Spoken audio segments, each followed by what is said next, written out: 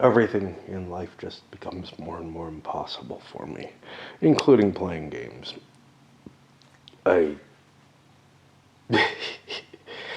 Anyhow, starting turn 3, we actually have the historical rain showed up. The actual pattern is really kind of unlikely in this game because you got heat, rain, rain, rain, heat. But it could have happened, by the die rolls, whatever. Anyway, rain doesn't do a hell of a lot, but it does affect the casualties and stragglers. So I got to make a big choice here as to whether or not to stick around here, as well as pushing on Harrisburg, which is a lot more appealing than I thought it would be. Of course, there's the river crossing, and there's enough units there now that I would actually have to pay something to get there. Decision to withdraw from Harper's Ferry, even though the rain gives me an advantage on the combat table to the extent that I can attack at a 2 at the advanced level, hope to get like a 2 as my result, which is very likely because the Union probably doesn't want to counterattack, losing their defensive advantage. That would normally put me here, but then I'd drop down and wouldn't take the automatic loss for the attack. So, but I'd essentially have reduced the intensity without reducing my fire combat. I'm not sure how much I believe that, which means I'd be firing on this big chart. I'd have a slight advantage compared to last time, but the advantage is still on the defender, especially in defensible terrain. While I have a troop advantage, there's more stuff here. It might be cav. It's not anything else, which could maybe deploy itself in a separate wing and cause me some problems. I pull back. And in pulling back, it leaves me with more flexibility for movement, whatnot. What is problematic, the Union units that I attacked here are now free to move, so they could either pull back, which would probably be unwise, or they could launch an attack, which also may not be very wise, depending on, I don't remember the supply gathering rules. Let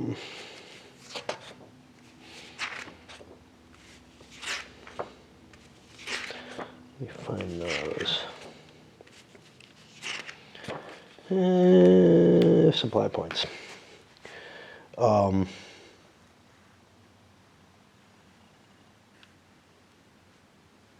want to see if you have to be alone. They may not have engaged in combat. The areas must not be enemy occupied. Okay, yeah. So I could, just like with the strategic areas, I could challenge some of the supply gaining. Like I said, if it's the milk and honey situation, honestly, I think that the Confederates can win it on the defensive. They can just gather up a lot of supplies, moving as far forward as they possibly can to gather them so that they gather more as they fall back. And, I mean, I'm already at 21. If there were no casualties and nothing else happened, I win. If I could leave the board, I could say I win. That doesn't happen, but, I mean, geez, man, that seems a little easy. And it seems by picking that, which they seem to indicate it was historically what Lee was going for, well, there's just no need to push further to try to get more points. Obviously, you want to win better or whatever, but you don't risk victory.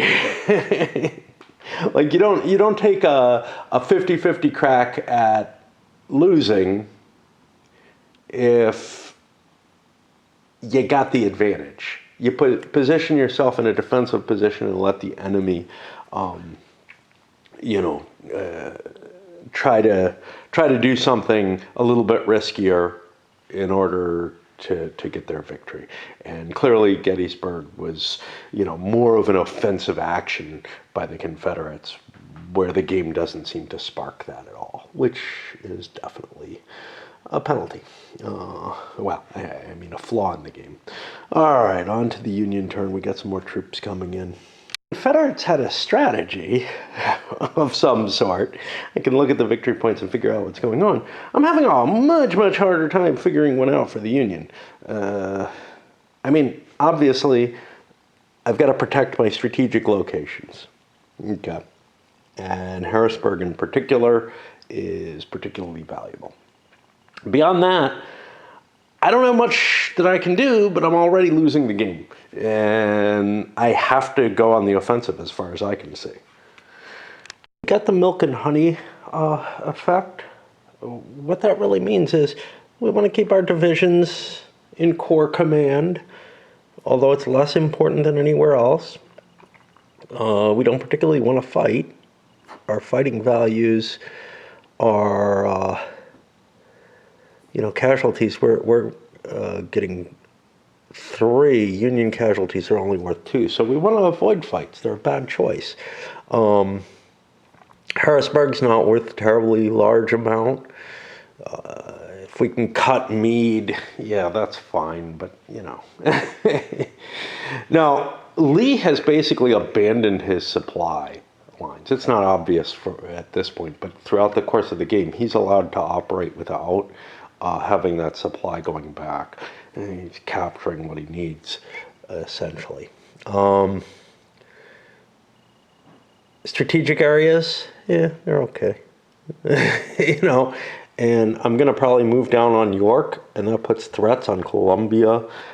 Down here, whatever the hell this is. Actually, I think this is Marford. Yeah, this is one region. It's sometimes hard to tell what a region is and what isn't. What's this diagonal line? Damned if I know. Well, that's interesting. It is not on the game map rules here. It's essentially an east-west line.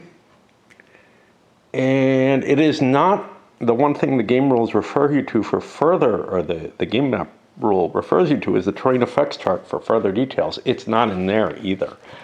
We can take a quick look. There's nothing that matches that. I'm worried this might impact the supply rules. Maybe I've been grabbing supplies too quickly, which would definitely affect the chances of victory, but it would have also affected how the campaign plays out. So for example, if you have to be north of here, well, that's 2, 3, 4, 5, 6 supplies that I didn't get out of. Turns out it was 29 because of Antietam space. So I don't know. It's dissatisfying. So far I haven't found any reference to it. I haven't looked incredibly hard, but I looked at the supply line, the supply gathering rules. It's not there. That would be a major, major effect. It's not in the command and control rules, which might have impacted the supply line. I don't know what it's about. I'm thinking about running down and looking at the errata. We got this thing. No. This is the Troll and Toad. I didn't buy it from Troll and Toad, but so I'm kind of at a loss. I mean, other than looking in the errata to see if it's mentioned in the game map section, I'm kind of out of leads unless I want to start slowly working my way through the rule book inch by inch. One place where something, a PDF form, the living rules in PDF form, is actually useful, is you've got something like this, and I would search for diagonal, and just hope that I've got something, or east-west, or something like that. I don't remember anything about this, though, so it could just be a random artifact. Okay, well, So there is a definition. It is in the errata. It is the Mason-Dixon line. Now, that's largely leads me to believe it serves no purpose in play. Essentially the state boundaries, I guess. Although that seems a little odd to me, but I'm not really familiar with zooming in on state boundaries like this. Yeah, seemed like the Susquehanna would be a nice boundary, but whatever. Again, these things are defined at earlier points and whatever. There might be some rule that references the Mason-Dixon line, but I don't think so. And now that I know what it is, I'm kind of like, okay, whatever. All right, so yeah, we got the pick of the milk and honey. Things should be pretty damn easy for the Confederates. There's not much I have to push for. I'm, again, looking at getting into York, but generally taking my leisure. And the command rules for the supply lines, because Lee has cut his supply line, he doesn't have to trace off the map. His corps just have to continue a road network going back to wherever the hell he is. And as the Union begins to press me, I'll fall back, find some good defensible place, and protect my army until turn 10, basically. The Union's doing a lot of force marching over here. We've got one corps basically getting ready to cross the Potomac, either at Antietam or Hagerstown here, depending on what the Confederates do. They could end up trying to defend that line, and it's not a bad thing to do. But the problem with it is collecting supplies, which is our way to get victory points. So preventing the Union from coming across the Potomac might be interesting, but it might also not, be serving my victory requirements particularly. Down here, though, we do have the Union hitting the Confederate cav, and this is going to be a cav versus cav battle. We were pretty sure of that, as the Union stretching out that far ahead is not going to really be anything else. And we're hoping to stop them. This is going to be tough, though. We're not going to be able to prevent them from running away, as far as I can tell. 100% true. Looking over the rules for the thing. As long as I initiate combat twice as the attacker, I can force the Confederates to be stuck there without a general retreat order. And a general retreat order won't allow me to move into these spaces by my interpretations, at least of the intent, if not of the reality. I might be able to measure things and see that Columbia is equally far away, but I just, it actually would be problematic. I couldn't supply it anyway. So we're doing something of value here by being here. In fact, that Confederate cav is not going to be able to be in supply, as far as I can tell. But if these are dummies, it would be able to trace supply, and the Union knows that they are, so they're going to force the battles. It was basically a non-event, diversion versus withdrawal. The Union wanted diversion because, hey, if I'm just wrong, I'm doing my thing, I'm screening them, that's good enough, right? The Confederates took withdrawal because they were pretty sure that the Union has more hitting them. Could even be real units, but no, it was cav. And now we select the points, and it's going to be a lot again. I say this yesterday, but I got really caught up spending the whole day pretty much trying to do my shitty job on my roof, but spreading the moss poison and stuff around, which I didn't think I'd be able to get to, but I knew it was supposed to rain today and tomorrow. It seemed like the best time to do it. Which is, there is something that I can see that causes Gettysburg still in this game, which is these Confederate cav that are coming in space 37. Now there's an enemy there. I have to get them through to Lee. And without breaking through and creating some kind of hole, that's going to be hard to do. Worse than that, okay, I can move into Rockville. Now, it turns out I have the option not to, but there's only a couple of units here, obviously. There's a straggler loss, so I'm guessing, not that that's necessarily important, but I'm guessing it's infantry here. I can run through infantry. They can't block me from moving. But at some point or another, I have to bring those cav to where they can connect to a regular force. And that's going to be problematic. I also have to look up the supply wagon rules on those suckers. And this is in the standard cav rules. There's one set of rules for this game, as opposed to a standard rules and a scenario rules. I think one of the other earlier ones had the same issue. But so it has embedded in it, okay, maybe not. I thought it did. I thought it had the special cav embedded in it. Fuck. There we go, Stuart's cav. I was wrong.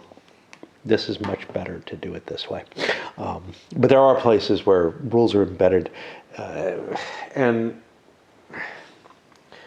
it's part of the way the system works because it kind of twists things like time and space and makes it different for each one. Like this one has 12-mile square spaces. The other one had 7-mile spaces, whatever that means.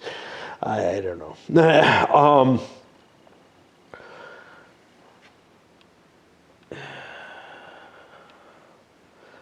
Yeah, it doesn't seem like there's any restriction. And they can force march, but by force marching, they're going to lose strength points, which reduces the amount of supplies they bring. And somewhere I have optional rules for these guys. Which are over here. I could have rolled for earlier movement. I chose not to do that. But I could delay their movement, and that would expand where I can move them, where I can bring them in from 36 to 43, which honestly is probably a pretty good idea.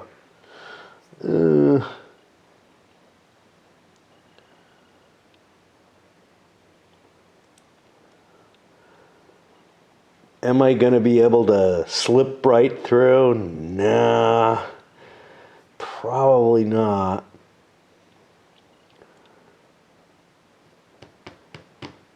I am going to delay their movement for a turn. And I'll put something on them, like say a reserve marker, to remind me of that, because otherwise I'll forget.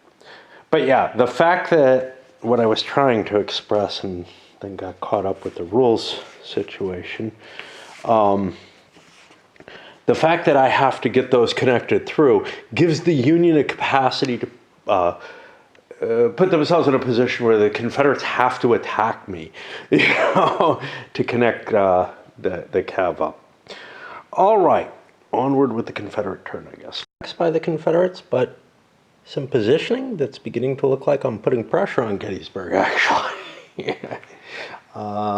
If I force the Union to pull their forces together, that creates an opening for the cav to come through.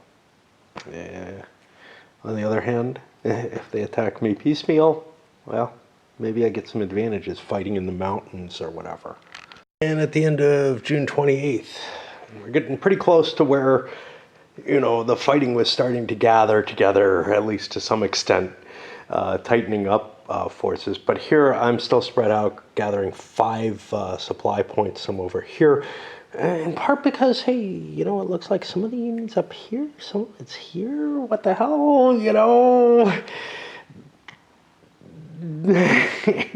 And I'm falling back away from them. It's not like, they could force march to get into battle. They could have forced march to get into battle here at Greencastle. And I actually rolled a die on that because I'm like, well, That could be really valuable. But here's the thing. If this was not a real troop, it turned out to be one, they ended up gathering supplies there.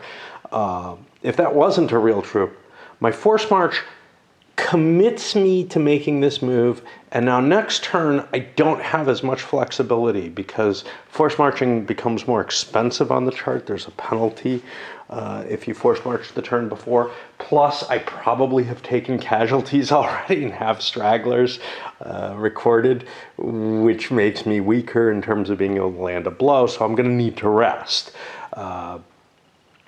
So, you know, if this is either not real or just cav, it can pull away.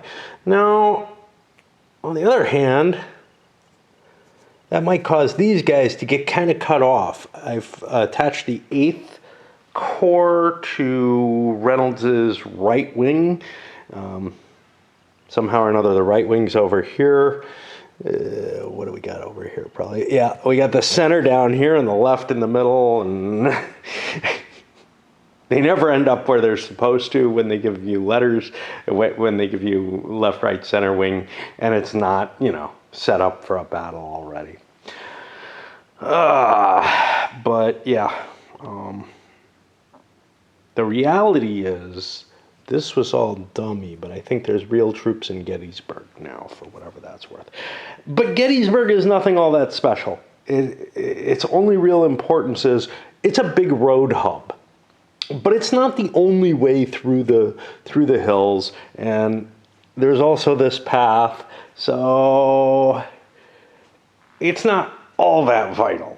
It is a possible place for a battle, but not a great one if you're the attacker. So since the attacker usually gets to choose where the battle is going to be by putting pressure in a certain location or whatever, it doesn't seem like the most appealing. Viewers has been playing one of the other games of this series and noted something that I don't know whether or not I caught earlier in them as sort of a vague discontent type thing, but knowing Gettysburg here better than most Civil War battles for me, his point definitely sticks home, which is that the way the combat chart works, you get a certain size force, and the CIC, well, on Gettysburg it's a slightly different chart, but the CIC table doesn't take into account the size of the forces involved. It just takes into account the proportionality. Size of forces is taken into account in the line fire table, but casualties in the series always seem too low. And one of the reasons is if you bring together more than like a skirmish, if you're bringing together, what he put up was 60,000 men, well, you probably don't have formations that big, right? That's your whole army. And what you're really doing in those cases is putting 20,000 men in each wing, right? And I think the system still kind of works there because your 20,000 men in a wing is probably about the size that any given wing can conflict in a specific region. And that gets you up on sort of the top level chart. Remember, there's, at least for this one, there's 1,000 men per strength point. And you generally can aim for that 21 strength points per area or whatever in the battle wing and kind of go for that. But the casualties do still end up a little too low. So he was proposing something where the CIC would also be based on the size of the units. And that might make sense. One of the things with the other battles, not just my lack of knowledge about them, obviously I know Antietam and Shiloh were huge, huge bloody affairs. Not so much the 7 Days campaign. It had some bloody fighting. Not so much maybe some of these siege type situations. But at least in the 7 Days one, and I don't, Lee takes command or whatever, and to some extent in my head in some of the others, I don't know the terrain of the battlefield well enough to be able to say, this all happened in one space on the board, right? So if a battle happens over two spaces, you can get a lot more casualties than if it happens over one. Unfortunately, in this game, Gettysburg is one space, which I did not expect. I expected a bigger map with some maneuver capability because there's so much different terrain in the Gettysburg space, essentially. I expected there to be more functional, like, maneuver on the Gettysburg battlefield if you needed to make that. I have the feeling that because this was the first game of this series and it had some rough edges, I feel like this particular one could really do with a remake of some sort. Blow it up a little bit and change some things in it. You know, make different areas of the Gettysburg battlefield available to fight in. I'm always iffy on the one-day turns too, though. So, you know, maybe what I'm really looking for is to play Summer Storm instead. But not Summer Scrawler. I'll probably get back to Red Sash, but it's going to be, I have like one or two others. It's going to be one of those first. The Rebel Cav came on and moved to Marford. Two movement, not force marching, don't have a road that I could. Trying to look, you know, for maybe a showdown at York where we'll let them through. I think that's likely to happen, but we got a lot of possibilities opening up here with forces coming down on Gettysburg, forces coming here at the York area in general. And then here, these guys withdrew. Could have forced march to Chambersburg, but I grabbed more supplies if I hit here. I'm not really looking for more supplies. I have plenty of victory points, and I would not like to have a corps cut off, which could happen. But if I force march, yes, I'm probably safe then. I'm also kind of protecting Lee and, you know, sort of communications routes back here because everything's got to run back to Lee rather than, I think that's how it is, right? No, it's Confederate. No, it's breaking your infantry corps up. That's a problem. So I'm actually pretty safe anyway. You don't have to run back to Lee. I wouldn't be able to get the points for the supplies if I don't run back to Lee. That's the difference. But I felt like this is a little better. If the Union wants to force march a whole bunch of troops, maybe take some stragglers, and then I hit them, or they have to kind of spread out and weaken their defenses, and I could smash them there. So there's a lot of opportunities that open up by leaving this gap that made it so that I kind of wanted to do it. The biggest thing, though, is these guys being at Marford. The Union can't let them sit there. That's a strategic area. It's at least 1 point, but could be 2 or 5 plus whatever supplies I end up grabbing, although that is none, because I do not have a line of communications back to Lee, I think. Can't be sure. Maybe there's nothing here, you know? If there's nothing here, wait a minute, let's see. No, because it's got to be by roads or rails. Actually, I have a line of communications. Cool. How about that? Right. Okay, so that will indeed gather a victory point. And those will be sent off in addition to whatever I'm bringing in with my cav. Big choices with the Union. One was, I had a lot of forces around Fairfield. I could have slammed a lot of stuff into there. I don't know what the Confederates have there. It's good terrain. If it was a corps, it might not have been a wise idea. I rolled a die. The answer said no. And instead what I'm doing is concentrating on trying to destroy this cav. And I think I've got it pretty well pinned down. It has no legitimate retreat, actually, from what I understand. When I look at the retreat priorities, the game is not designed for troops to be behind the enemy lines like this. When I looked at the retreat priorities, it was 9.22. What I saw, solely under friendly control, nothing is. Non-enemy control containing a non-involved leader belonging to the retreating side, or a non-enemy controlled area that's closer to the retreating side's home area. I don't know if there is one, but this system doesn't have that, this iteration of the system doesn't have that concept defined yet, but I would say this way or Lee or something, and this is certainly not that, which is the only place that's open right now. I've actually had to put real units in every location. Forced march to corps down there to do that, just to block any attempts at retreating that were potentially valid. An area controlled by both players.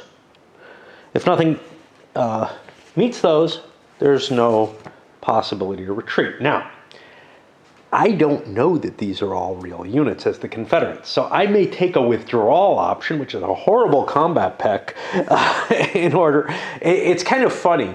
For the defender, stand is like almost the assured pick, unless you want to withdraw, or I don't know.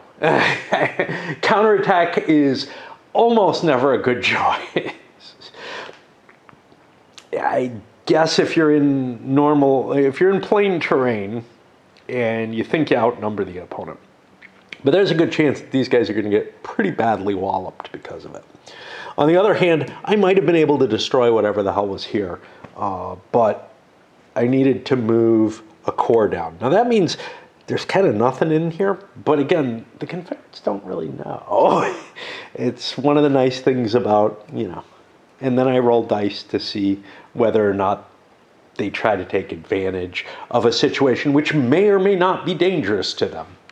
And the Union got the best of the Confederates there, not by a whole lot. They did 2 casualties. I got 2 marked down. Yeah, even fighting. Even though the numbers weren't that great, they actually got the better effect off the second round, I think is the big deal. Yeah, a little bit. But the Confederates aren't loose. They didn't do a counterattack, so they're not able to move. Conceivably, they'd have been able to run back to here. This doesn't really help them, but it puts them further behind the lines, and they really can't cut through anything. So it would not have done much good to do that counterattack. Might have bloodied them some more.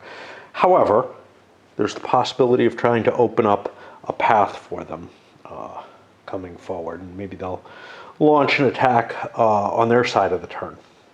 Point-wise, another big number of points for supply points. We're up to 43. And again, I think the milk and honey version is almost impossible for the Union to win. We'll see. But I just can't imagine, because, like Confederate casualties, 3 points each. Could I wipe this thing out? And what would that mean? So Hampton and Fitz Lee, 1, 2, 3, 4, 5, 6. 18 points each, that's 36. That's a lot of points. But I'm at 23 times 2 is 46, which is more points. And obviously, yes, I've taken more losses because Third Corps did an attack and crap like that, and who knows what else is going on. But I'm just pointing out that, even if you lose these cav, you're not lost for the game from that. And you can collect up a whole hell of a lot of points And things are not over for the Confederates by any means. They still have a lot of fighting force. We just kind of don't know where the enemy is in either case, you know. And that's part of what I like about this system, is the blundering around and that not knowing what you're facing, the attempting to make moves to challenge a position, and you see the enemy kind of fall back because maybe they don't know what you have, and they're not sure whether or not they can chance a fight there. Obviously, with Cav and whatnot, you can probe before you make your attacks, and that certainly helps a good deal. The Cav's too busy hunting the Cav Raiders right now for that to be much of an effect. And we got a couple more Confederate Cav coming in. What I don't like so much about the system is that combat system. It's always kind of played in my head, and I kind of blamed it on the battle board and whatever, but there's something that just feels off about it. And I think the guy who contacted me hit the nail right on the head. Because unlike me, he did kind of numerical analysis of what you're looking at in a fight. And yeah, you know,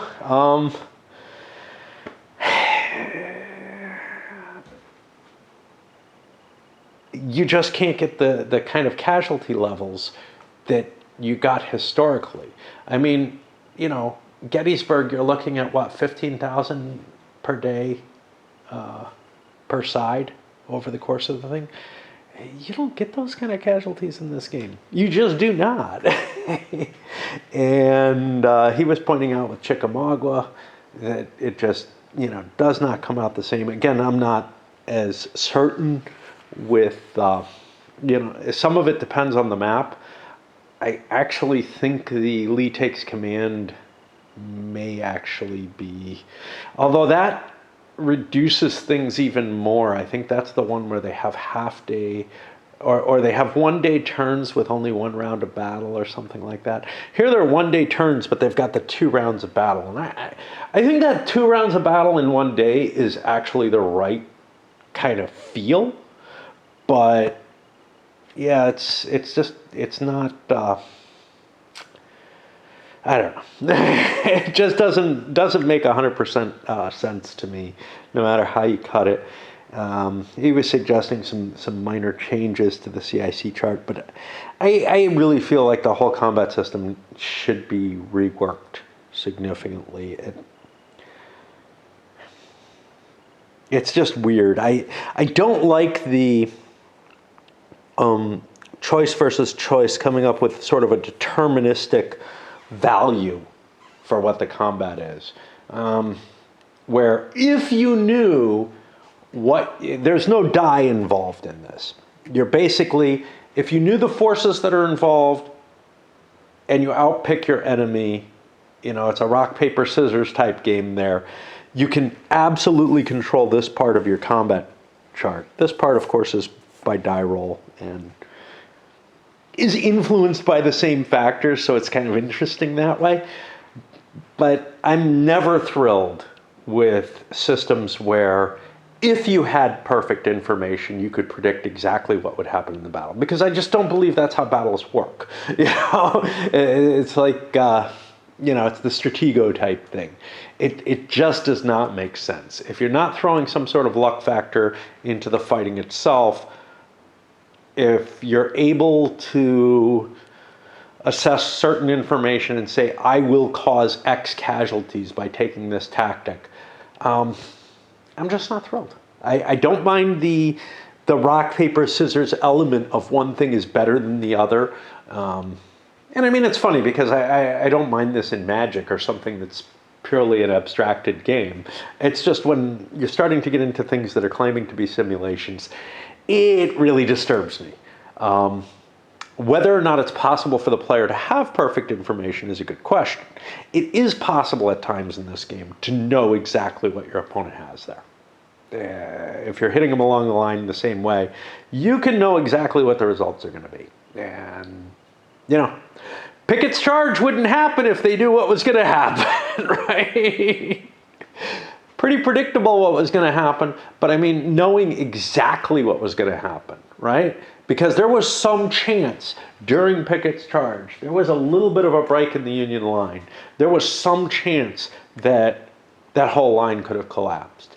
But if you knew absolutely what would happen if you chose to attack a defender, to assault a defender who's standing in place in entrenched positions, if you knew precisely what was going to happen, you would never do it. And the forces were known, the positioning, all the modifiers, everything should have been known. Therefore, it shouldn't have happened, under this game system. Other game system, assuming that this could duplicate those kind of losses, which it cannot. But other systems that have a die roll, that have some chance factor in them, feel more like simulations because the leaders don't know precisely what's going to happen. The Confederates are in kind of an interesting position here. Looking over their forces, I have a corps here, which could maybe smash into York, maybe into York Springs. Maybe even down here to Hanover, which would get me even closer to Marford. But with York or York Springs, I could probe with Jenkins's cav. Could actually do it on Hanover as well. Up here I have the 1st Corps, which is capable of slamming into Gettysburg. I do not believe I have any cav anywhere near there. Not sure. Well, let's see what I got. I have Hampton, Fitzlee, Imboden, and Jones are coming on this turn, too far away to do me much good. And then I got Jenkins, which is over here. So I don't have a lot of cav to do. Yeah, you can see sort of the Lee problem. Hey, where's Stuart? Yeah, he's back here, not helping me. In fact, I'm trying to save his ass more than anything else because the points that would be lost for this are almost as much as I've gained. And that, when I count in the fact that I've taken a little bit of extra losses on the 3rd Corps, that's an issue. However, I've got very little certainty hitting Gettysburg. I could probably make it to Emmitsburg. That looks a lot cleaner, but I don't have a good force there. I only have Hood. And so I just don't know. Confederates, Fitzlee and Hampton could launch an attack. And that would get me the CSA attacks marker. I'm not going to get it otherwise. The optional rule is if the, let me see, it's kind of a weird rule and it barely, like many things in this, it kind of doesn't quite work, I think. Let me see where it is. Defender initiated attacks 9.94. Just gotta look this up. I don't think it works on counterattack. Yeah. Okay. Yeah. So if the Union chooses not to launch an attack, or if the Confederates launch an attack in the 2nd round, they would get a movement phase afterwards. But neither is likely to be the case. So this may be the only way that I can free up my movement is to move enough that I've caused an attack to try to push through the enemy forces. I don't really think that's a necessary situation. Obviously, I can't retreat with a withdrawal or whatever, but I pushed my way into York and cleared that out. So I'm just going to sit there and hope to avoid things from getting too ugly. The problem is the Union could bring more cav in. And if they can get infantry to cover for those cav, I still can't pass through that infantry, even if I could run away from it if it was in the same space as me, which is just there's some kind of weird stuff that happens with the movement and combat interactions. I chose not to go into Gettysburg, looked too scary, went everywhere else, probed York Springs, didn't find anything, moved into York, didn't find anything. Neat, they left everything open. This is kind of dangerous because Columbia Yeah. I don't know if I want to cross the Susquehanna. That forces me to, like, anchor myself here, and that might be risky. But it kind of doesn't look like there's a whole lot of Union forces near me. There might be a corps here. Battle now, both of the Confederate cav units have been made combat ineffective. I don't remember the effects of that. Whether that means they have to pick a withdrawal chit, I think that may be the case. They won't be able to leave, but it does mean that they, have to fight on that lesser table, which gives you additional information. I'm starting to use the dice to mark casualties the way I've learned to before. The Union took almost as many losses. So we took 3, 4, 5 losses this time. The Union took, I think, 4. It's not like these numbers are enough to make the battle system not bloody on both sides. You really have to overwhelm the opponent for that to be the case. And we're still going to see some points going over for the supplies. Weather. I've rolled every turn, sometimes after the turn. We only had one turn with rain, no heat yet. Entering July. There's such a big force in Gettysburg. I don't think the rebels are going to go for it. It doesn't make a lot of sense. Of course, that could be garbage. I don't know. But I don't think it is. And it looks like I'm getting close to my goals from other directions. So, this mountainous terrain here doesn't provide any defensive benefit. It just prevents you from force marching into there, which I would guess is actually what these hills do too, I guess. I don't know. At least they provide defensive terrain for being Gettysburg. Good ground, right? It doesn't look all that significant. But, there's good ground all over here, man. It does not look like Cemetery Hill, Seminary Ridge, etc. in terms of like when you're fighting it out on a tactical level. And have I left anything open? This was a possible opening that the Union maybe could have gotten down to, not with a forced march because there's no road there, but maybe I could have brought my Harrisburg garrison out, but that might have been asking for it, So yeah, I didn't dare for whatever reason. All right. It's been a rainy day. Pretty clouds in the background and everything. I love this place. But the rain and the shitty weather means, well, I couldn't do any work. I had to hurry up and do my work over the weekend on the roof. I've got gutter work to do still that, when weather turns nice, I probably will be back out there. But I feel almost relieved that it's not nice weather. Nice weather depresses me in the sense that, like, I should be out doing something, and then I go out doing something and I feel guilty for not playing my game or whatever. Or I feel lousy because going out is often not a pleasant experience. I don't ever feel terribly bad for doing like yard work or stuff, but quite often in the summer, I end up just playing computer games or sleeping or hiding from the good weather because of guilt factors and stuff like that. Bad weather. Sometimes I go into my depressions from bad weather too, but somehow that's okay. So here, July 1st, and we're in Gettysburg now historically, but attack on Manchester. This is an optional thing. I didn't have to make this attack. Just moving into there with real troops is enough to give these guys an opportunity to withdraw. Some feints. This one's going to be pretty damn obvious when it happens, but that, when I don't claim points for it, but that sort of grants this, which is fake as well, a little bit more believability.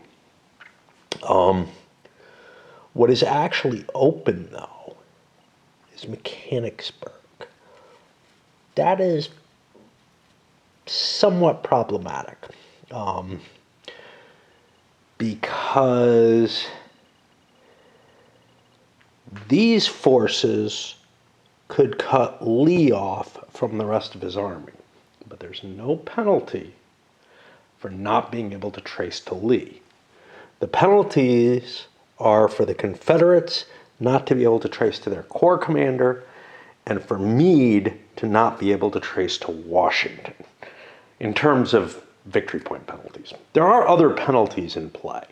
They're pretty minor, though, comparatively.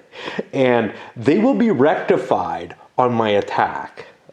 So it looks like a safe thing. We did decide to make this attack, and I don't know what the Union has there. They may not have, well, they've got something real, probably a corps. So we got to be kind of careful hitting that. I'm not sure we want it to. Oh well. Combat situation here at Manchester that's a little interesting. The Union has to place first as defenders. They could have split their stack, or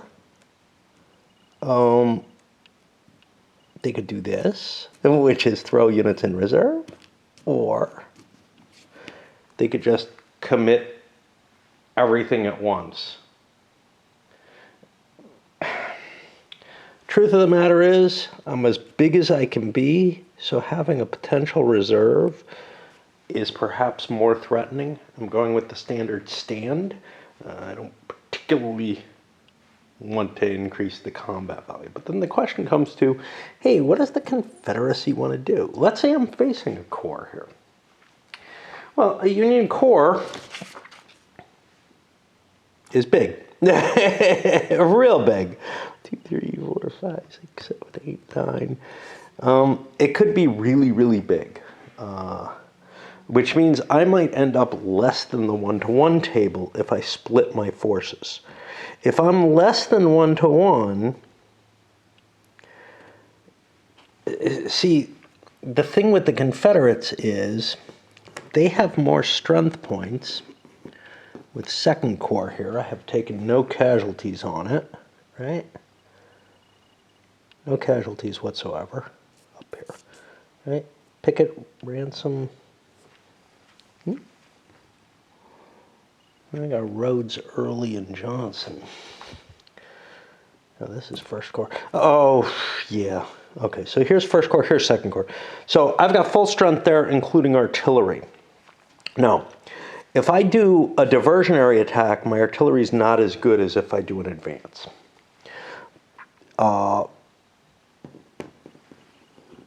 I could get like 17 and 11 on my strengths. I think I'm best off collecting everything into one. I know, boring, boring, boring. And think about this, how heavily do I want to fight? I'm a little afraid of what I might be hitting here. I might want a diversionary attack. Let's say I'm at 1-to-1. A diversionary against a stand, assuming that's what we get, would get me no extra casualties. And I probably am still in the same realm here, so I'm probably safe. So that sounds pretty likely. 5 or a 6, I'll go with an advance. Just because that, I don't know. Just because, no good reason. Now, so I'm going to go with the diversionary attack. And then we, I guess, reveal since we're in one thing. And we've got a leader who's probably unreadable. He's definitely got a 1 attack. I don't know if he has a 1 or a 3 defense. And we're facing Slocum, who has a 1 defense, so we're not going to see any modifier there. And what do we have? 24 to 15, 24, 26. So it's going to be a 1-to-1. It's going to be the limited results. There's no weather in play. We roll the first set. We're both at 21, with the Union on the better table by a little bit. So they cause 1. Confederates cause 1. Both sides are causing 1 hit. And that's actually all that's being recorded here. And now the Confederates can choose not to keep fighting.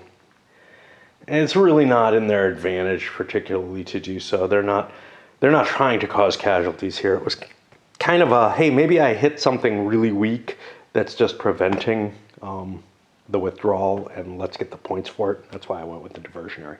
So we will stop there. The question is whether the Union wants to counterattack, not counterattack, but take the attack up, get their capability to move out of there, or if maybe I have another corps sitting around that I'd rather wait and, you know, pile more troops in there. And this becomes sort of the Gettysburg of this game instead. And I think we hold off and try to bring more troops in. About a projection, it's not obvious that Columbia hasn't been taken. What is obvious is that I can't afford to run down there. My militia could disintegrate just through forced march, and this force could easily take Harrisburg, the more important location, if I try to deal with that. So I would rather let him stay at Columbia and risk the points there. We're going to have fights both at Marford, try to wipe out the remainder of Stuart, and at Manchester, where we're going to treat Ewell to some hurt. So I got another corps in there. Of course, trying to at least look like I'm covering these. The first round of combat was bloody. Let's take a look at what. Just take a look at the scale. Well, not all that bloody, but as bloody as I've seen. 3,000 units over here, or 3,000 men over here, 1,000 men here, and 6,000 lost from the Confederates. That's about as big as one area of full combat can kind of get. Well, no. I mean, we could have 3 wings going at it pretty bitterly. So about as heavy as you can reasonably get if you're going all out would be for 2 rounds in a day, because this game has 1-day turns. It's a little bit more fuzzy when you're looking at 2-day turns. Is the whole battle happening in 1 day, or is it spread out over the 2 days? It's not always clear. You know, it's an abstraction that you can't see. I don't like that because I do like to know how many days a battle goes. And if a battle spans 2 turns, that could be anything from 2 to 4 days. You know, whatever. If it spans 3 turns, you are automatically, you're at 4 to 6 turns, right? 4 to 6 days in those cases. You won't see that in most of these. But you could conceivably see 3 or 4 losses per line position per round of battle, which can get you some pretty big numbers. So let's say it's 3 per, you could be looking at that 18 to 20,000 losses. If both players play their massive chits and you get some decent rolls and you have big forces involved, yeah, you can get up there. It's not impossible. And that's, I think, one of the problems with trying to up the losses is, yeah, will you start getting unbelievably large battles instead of just a plethora of lighter conflicts than you'd expect, because maybe the players are picking lesser chits than they're supposed to pick. Anyway, here we had stand versus assault. I'm saying Ewell has to be a 1-1. That's what it kind of looks like more than the other. But the other thing is, because we had 3 or more losses at a 3 intensity level, both leaders have to make a leader loss check. Hancock does not. He wasn't subjected to enough loss. I made a screw up and put the garrison there. I'm not sure the garrison's supposed to be in this battle. Like, I'm not sure if it's stuck, unable to move, but I didn't see anything that said it's not. So each leader on a 1 or 2 is killed. All right, so we lost Slocum. I don't think there's any points for leader loss, but we'll mark him down anyway, just because. Now we get Sykes. And that's a little worse. Now, the Confederates did not pick withdrawal. So they're here for another round of battle, and the Union damn well wants to do it. That stand did not hold up well. The Union was counting on the Confederates withdrawing and counting on doing more damage to them. I don't know whether I want to stand another round. Here's the thing. If I stand another round, I can't get out of here.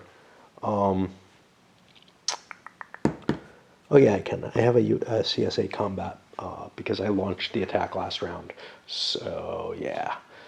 So, there is some hope for getting out. I have as much... I get out at the same moment as I would either way. So, I might as well do the more damage with a stand. And we're going to just basically re-roll this situation. With the Union having a worse commander here, but we may prefer launching our attack against the right wing because of that, with a chance to kill. Well, no, because we won't get, well, we don't get an attack bonus no matter what. Yeah, so you only get a bonus when you're firing. You don't get a bonus on the CIC. And I feel like leadership maybe doesn't play enough of a role, but whatever. You get a slight bonus on a column shift for firing if you have the better leadership. Let's see where it is. Contains the higher ranking officer. It's just 1 column, maximum. We had something that was like this recently that I just played, right? Where you compare the leaders, and I thought it was 1 level for each. What the fuck did I play recently? Ah, yeah, 5th Frontier War. Okay. Yeah, and this works the same way. You just compare the ratings, and whoever's better is going to do better. So I might as well go for the lucky chance at killing Hancock. Or do I want to? Because I may not be strong enough. I know what the strengths are now, and I'm guessing that these are not real reserves. Actually, using reserves in this game is pretty iffy. As in many war games. 5, I'm 7 down, which means I am only at 17, 18, 19, 20, 21. So I'm going to be full fire there. But 21, this thing is like in the 30s. But it will be attacking me. So yeah, I'll hold my fire. So we're going to see the same setup. I'm not going to go through the steps. I'm just running it in my head because I don't feel like flipping counters. And I got to swap batteries. To do that mental gymnastics is I'm going to resolve this battle before I resolve this part because the casualties are simultaneous. So yeah, fucked up. By doing this, I did it wrong because Hancock's attacking with a 1 attack. I'd be defending with Ewell with a 1 defense, and for whatever reason, I thought the Confederates were attacking because it's Gettysburg, man. Sykes with a 0 attack would have been at a disadvantage, and I would have gotten a column shift. It would not have made a difference in the casualty ratings, but well, let me see what we've got here. So here I've got I believe 20 strength points. Oh, am I down to 1 to 2? That does make a difference. 4 off, looks like 1 to 2 versus his, well, he may actually be at 20 now. 17, 18, 19, 20, 21, no, 1 to 2. Yeah, the 21 means that since I was on the stand level, I would have shifted up 1, so it would potentially have made a difference. But instead I'm at 1 to 2. Assault versus stand puts me on 3. The Union's actually going to take 2 hits here, and the Confederates take 1. I'm not going to get any leader loss checks against the Union because of this, but the Confederates are going to suffer another one. And I haven't resolved any of the losses. I did the attack here. We are also on the 20 table without a shift in our favor. But we do 2 more hits. So we're doing 5 hits to the Union, or to the Confederates, and I think it was a total of 4 to the Union. I'll make a quick leader loss check for Ewell. He's not dead. 2 of his divisions are combat ineffective at this point, permanently so. And the Confederates may actually be losing at this point now. Lucky thing we didn't take the military victory. That would be a lot worse. But yeah, all those supply points, they're only worth 2 points each, whereas, you know, each Confederate casualty is worth 3. Yeah, military, we don't care as much about our casualties. Ineffective divisions are worth 4. We're paying the highest costs for losses under the milk and honey. That's not good. Oops. We had a pretty massive Confederate defeat at Manchester, with the reason behind it being trying to save these Confederate cav units. And they're wrecked. I don't know what that means for points, whatever. If it means that they're not worth shit anymore, I'm going to be kind of upset because, yeah, I could have just let them die for the points, I guess. But I should be able to slip away now, although the Union will pursue. There might be more forces coming into play. We shall see. We only have a couple of turns left.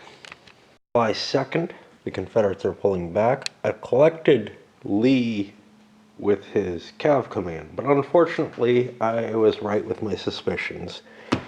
Fitz-Lee and Hampton are both ineffective due to combat losses. They are not capable of generating any additional supply points because of that. Their wagons have been captured. The Union still has some capabilities to launch attacks, particularly at York. That looks like a possible attack location. We could also do forced marches. Those are dangerous to go into combat through, though, and probably not worth the value. Confederate casualties are worth 3 under milk and honey.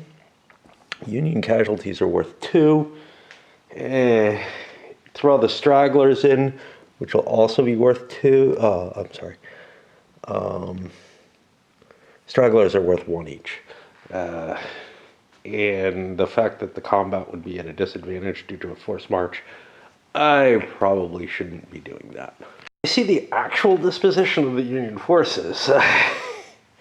I've got Reynolds's wing over here. First Corps could force march in, add some additional strength. If I'm going to hit Conewago, I don't know, I will bring the First Corps in with a forced march. I think this is time to use some Cav probing here.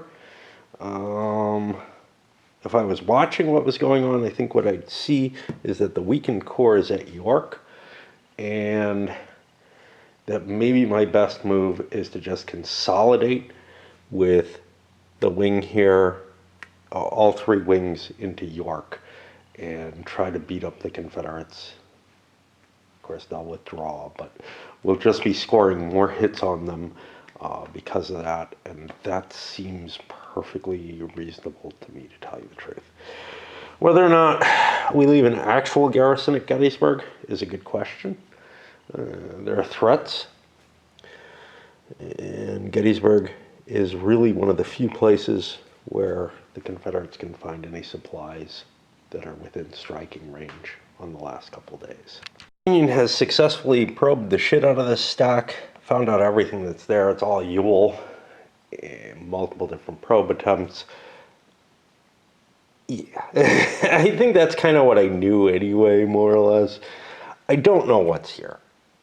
Assuming it's a fresh core, do I really want to throw Reynolds against it? Are my 2 core good enough against Ewell that I can afford this? Jeez, it's a hard call. I know excess forces are in there that are the Cav because they met up with Lee, but maybe I don't know that.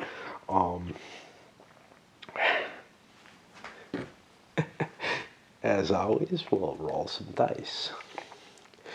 I'd say we're gonna split our forces and try to hit that other core, but oh, yeah, we're gonna go for it.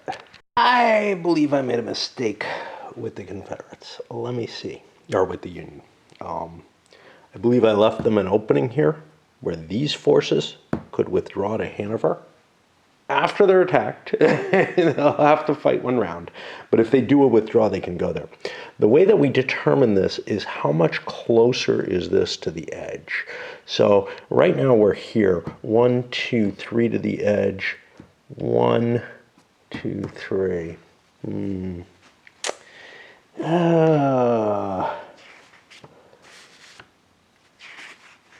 Because I don't have an easy line of there's no home space in this game. So I'm just going to grant that entire edge. I don't know how fair that is because we're talking about north being this way, in which case, we're heading closer to home that way. Yeah, I think I'm going to allow them to withdraw to Hanover. It is equal distance, which I think is allowed at the worst case. Let me just see what the withdrawal rules are here. Well, let's see what the withdrawal rules are in the actual game that I'm playing. I think it's going to be in the retreat before combat section. And then if it's like the other rules, it refers you back to that. Yeah.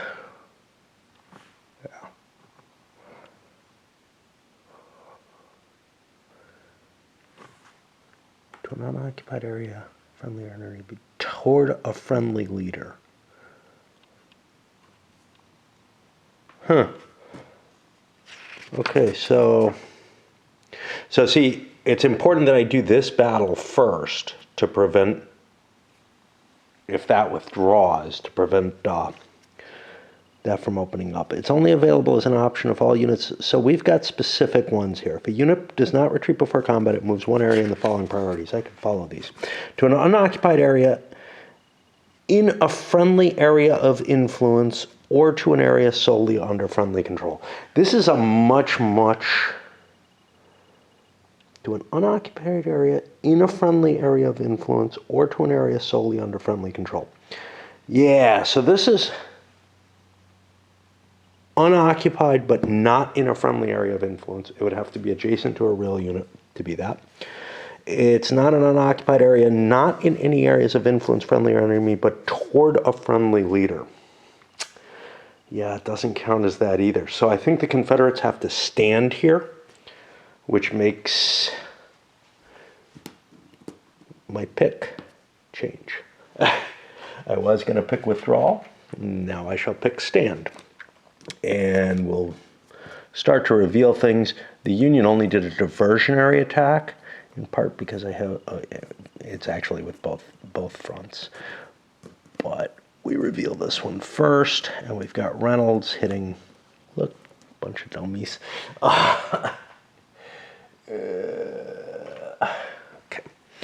And the relatively fresh first corps, all as a unit. Now, I've got a bunch of Cav in reserve that I didn't want to put on the front line. I could have put them as a separate wing, or I could have included them in with my wing. They don't really help in with the wing. They might help with the odds values. combat, almost no losses. Reynolds is beaten out by Longstreet with a strength point on that diversionary attack. I bet you I want to do more than a diversionary then, right? I don't know. I'm going to be on the one-to-one table. If he's standing, if I do a regular attack, that's no good, so I've got to bring it all the way up to assault. And I'm going to assume he's standing, because if he withdraws, he dooms these guys. He kind of evened things out, did a bunch of hits with that big assault, and took a lot less. Yeah, I don't know if it's enough less. I think we may have taken an even amount this time, right? What did we lose off of? 9th and 8th, I think each lost one, yeah. So we may have come out behind, but in terms of victory points, we came out ahead because we've caused casualties to the Confederates, when that's not what they want to have happen in the Milk and Honey. However, the Confederates have managed to hold the space, and that does one of two things. This is a zone of influence, so I could withdraw back to Hanover. I'm probably better off falling back here because Hanover is kind of iffy to get out of comparatively. July 2nd here. Confederates are still not out of the woods yet, even though they were able to retreat to here. They don't have a, hey, I conducted combat marker on them. The U.S. piles do. Which means I can't leave. I have to let the U.S. get another swing at me. This is actually where I don't like how quickly the game ends. Think about the actual Gettysburg situation. The Confederates launched an attack on the 3rd day of Gettysburg. They had the option to launch another attack and instead chose to withdraw. The Union didn't have a chance to follow, which fits the turn circumstances. They couldn't prevent the Confederates from pulling out after their attack. Okay, it's an artifact of the turn order, but whatever, it happens. It would happen either way because attacks happen in one direction or the other. And they chose not to follow into rough terrain with an already beaten up army that maybe was ineffective and couldn't attack. What that means then is you get the historical withdrawal within things, but because the game ends on turn 10, maybe Gettysburg starts a day late, you know, and the armies aren't quite so battered. Maybe, like in many of the Gettysburg tactical games, there's an option for a 4th day. You know, the Confederates aren't expent, or the Union wishes to launch a counterattack, and maybe the Confederates were on the defensive on the final turn. Of course, I could do the general retreat roll, which would get me out of there, but there would still be possibility for a pursuit if the armies hadn't fought too hard. Sure, the game could go on forever, but it feels like it's cut a little too quickly for even for the historical circumstances. That the battle was a close enough situation to the end point of the game that, given that it's an operational situation, they should have given a couple more turns to finish it off. You know, there's enough time to see what's happened. I don't know how much more would happen, but the choice by the Confederates to operate a fighting withdrawal through plain terrain, they are going to keep taking casualties, and they don't want to take casualties. So if we extended this a couple more turns, the Confederates would be at a disadvantage with this particular strategy. Maybe a lot less so if they were in this more defensible mountain, rough terrain, whatever it's called. There aren't places where I'm going to be scoring more points or anything. The only real question is, can I get out of there? And yes, I can. I can invoke the general retreat roll and pull back a space anyhow. That doesn't mean the Union can't continue to attack, and I probably don't want to force march on that last turn because there ain't a lot of victory points there. But the campaign isn't over. You know, there's still room for the Union to keep pressing the Confederates back. Their army is not in bad shape at all. This is not a Gettysburg situation in terms of the casualties the Union has taken here. Of course, they may want to rest. You know, First Corps has a couple of stragglers on it. Somebody else does too. Eighth Corps has a straggler on it that I forgot about. I don't know if I forgot to erase it or what, but I may let them get away, but I don't think I should. The points are in my favor for fighting battles. Even on the offensive, I think I'm coming out ahead, especially with the fact that Second Corps is getting pretty beaten up. But what we're going to see is, so we saw Third Corps is getting beaten up. We saw First and Third Corps fight battles this round. Second Corps is still out there and hasn't engaged. It's got a couple hits against it from that early attack down on Harper's Ferry that I shouldn't have made. But, oh, no. I'm sorry. Second Corps and First Corps engaged. Third Corps has not fought for quite some time. And those reserves are able to bolster the Confederate Army. Now, with Second Corps beaten to shit, I'm not in great shape. In fact, probably my best move is to do the general retreat back to here. And then maybe the Union will leave me alone. I'm not sure, though. I'm really fortunate. Just as I get off work, it's starting to rain, so I have no compunctions about, you know, I had basically decided I came up here to play, thinking, well, you know, I could be digging in my gutters, or tomorrow it's supposed to be nice, and we'll put that off. Anyway, using the optional rule from another edition of the rules that may be iffy in this case, but whatever. The Confederates call a general retreat. That means they have to move all their units, but it lets me get out of here. You know, I don't want to fight the entire Confederate army in rough terrain. And especially if I have recoveries to make. Now, what happened was the Confederates were not allowed to recover any of their stragglers. I think I have one here on Heath. I'm not sure. It may be erased. Hard to tell. The fact that that's an X is very disturbing. So maybe they were okay. But the Union actually has a few kicking around. And we'll think about it. But I don't think I'm going to launch an attack on the last turn of the game into that space, which is the place that I'm exceptionally capable of hitting. I have one wing which can operate. Oh, that could reach there. I flipped over all my counters. These guys would have to force march. Not something I want to do on the last turn of the game. So I'm just going to recover, and I end up with like one straggler, and we'll count the points.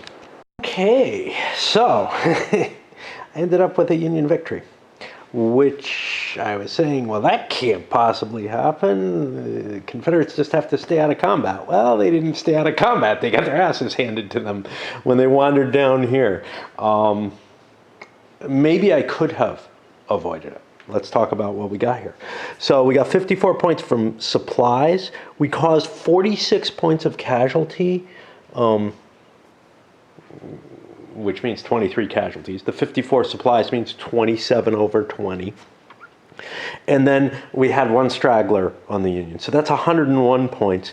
For the Union, we're looking at 114. The casualties being the big part of that.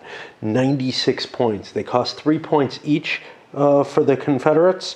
So 32 casualties. Not a whole lot more. I mean, we caused 9 more casualties than the Confederates did. We won the battle, but because of the choices, had this been a military victory choice, would we have ended up with something different? That's an interesting question. So let's say we lost 27 supply points. Well, we wouldn't have gained enough casualty points to make up for that, but the Union would have gotten less points as well. It's kind of interesting, if we had chosen a different victory strategy, if we had chosen the military victory strategy, that military loss would have meant less. Would it have been enough less? I don't know. So let's see. We lose 27 for supply points. We gain 23 here, so we're back 4 so far. The Union straggler would have been worth the same. I don't think we got any other points. So for the Union, the Confederate casualties would have meant we lose 32 points. That's huge. Ineffective divisions, well, that would be 4 more, 36 points down. Supply points are less important. And that's it. So if we were 36 points less, the Union would have, the Confederates, by picking military victory and losing the battle, would have done better. That seems a little weird to me. The casualties just mean more, causing Union casualties is important. Why? That's hard to judge. It really is. I thought I was, sitting pretty with the milk and honey, but turns out, no, I was sitting pretty with the military victory, because you can lose battles in military victory and win more easily. Political victory would have been horrible. There's no question of that. The Union casualties go down to the same value. The supply points, same value. Strategic area. Well, this is kind of interesting. What's up with this? So if you pick political victory, and maybe this is intended to be a replacement, I don't know. But the points are just better everywhere for the Confederates. What about for the Union? They're just worse everywhere for the Union, except for Confederate divisions out of command. So if you had the choice, you would never pick milk and honey because political victory is just better. Like I said, this game's got some rough edges to it. There's no question about that. I feel like as the first game of the system, it was innovative enough. It sparked this system. I love this system in certain ways. Yes, I know. The combat part, I'm not so sure the numbers are horrible. Like, after playing them out and looking at them myself, I'm like, well, if you go gung-ho on both sides, you can get historical numbers. I don't know how much people are going gung-ho, attack versus counterattack.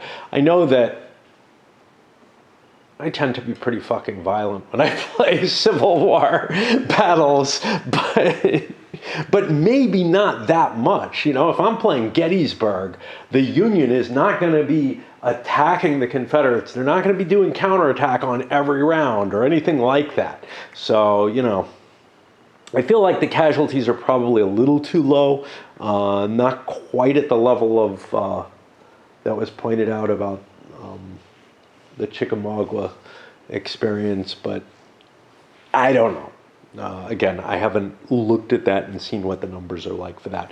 Each of the games, though, has this different scaling, and that can interfere with this. So maybe the numbers work better in this and they don't work as well in another.